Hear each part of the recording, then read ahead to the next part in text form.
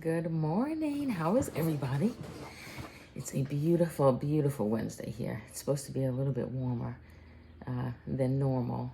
Um, but I woke up this morning thinking about God's grace and how He is so intentional about making sure we have what we need. Um, that's not to say we all access it, right? We talked about this. God puts opportunities in front of us. He puts people in our pathways that introduce new ideas, new things. Um, so I want to warn against being so quick to say, I don't do that. I don't like that. I've never done that before. And dismissing things. Because the Lord says, I am doing a new thing in your life, right? He's always pushing us to the next thing. He's always growing us up, right? He's always maturing us spiritually to know more about Him, which in turn teaches us more about ourselves. So when we immediately dismiss things, like if someone says, hey, do you want to join a cooking club, for example? If you immediately say, I hate that, I don't like that, you're immediately closing the door to something that may be the Lord. Now, not every time someone invites you something, it's the Lord, right? Use wisdom. Don't throw common sense out the door. But especially when you're in transition, like, are you changing where you live? Are you changing careers? Are you going from working to retirement? Are you going from retirement to volunteer work? Are you going from a house full of kids to now you have no kids? Are you joining a church? Whatever the transition may be, I just want to give a word of advice to keep your mind open and say, Lord, is this you? Ask the Lord. He'll let you know. If you keep being asked the same thing and invited to the same type of thing, you may want to consider it, and ask the Lord every day, Lord, I am in this transition. I am in this new place. You are doing a new thing. I don't want to miss what you are doing. Don't let me miss it, Lord. Open my eyes. Show me my fears, because we all have fears. Fear is real. We can't just say, don't fear, because it doesn't go away. The Bible tells us don't fear because it's not from the Lord. So don't let fear or, fear of the unknown, fear of never having done it before, any of those things stop you from trying a new thing. And submit yourself to the season of transition, right? Transition is hard. We don't like change as human beings. We want everything to be the same. We don't want nothing changing.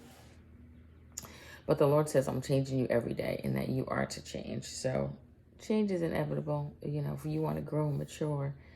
And no one wants to do the same thing that they've been doing and be the same person they were last year than now. You want some type of growth, right? You want some type of leveling up as far as your maturity, your ability to move and go and have different conversations and not be offended all the time.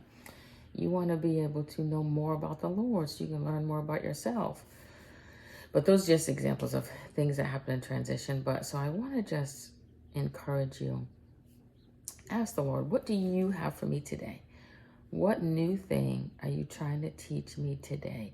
What have I been saying no to that you have been trying to push me into? What have I been shutting down immediately? Is it a change of attitude? Is it a change of opinion, right? Because as facts change, your opinion should change. Is he trying to, I don't know, does he want you to learn a new language? I started learning day trading. I mean, I've been dabbing in it, but I'm officially in a class now to learn and start doing that. Is he, are you a reader? Does he want to, expose you to some books? I mean, there's so much that the Lord needs done on this earth, and we are his hands and feet. But if we refuse to change and flex and grow and do things differently, he's not going to use us. And who wants to stand before the Lord, right? When he calls you home and he has, he shows you all these things that he had, and you have to give an account for why you didn't do it. I don't want to be that person. I want to hear, well done, my good and faithful servant. You stepped out there on faith. You did it even though you were afraid. You did it even though it was new, even though you've never done it before. So be that open-minded, right? Not open-minded to things opposite of the Lord, obviously, but ask the Lord, what are you doing in me today? Today, Lord, show me you.